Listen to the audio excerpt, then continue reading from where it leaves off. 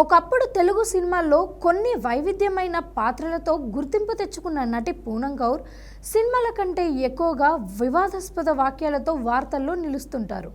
పవన్ కళ్యాణ్ దర్శకుడు త్రివిక్రమ్ శ్రీనివాసులను ఉద్దేశించి గతంలో పరోక్షంగా ఆమె సోషల్ మీడియాలో పెట్టిన పోస్టులు చర్చనీయాంశంగా మారాయి. తాజాగా పూనం కౌర్ ఆంధ్రప్రదేశ్ ముఖ్యమంత్రి నారా చంద్రబాబు నాయుడిని కలవడం ప్రాధాన్యతగా సంతరించుకుంది.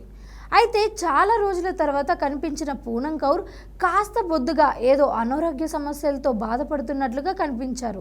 దీంతో ఆమె ఆరోగ్యంపై సోషల్ మీడియాలో రకరకాల చర్చలు మొదలయ్యాయి.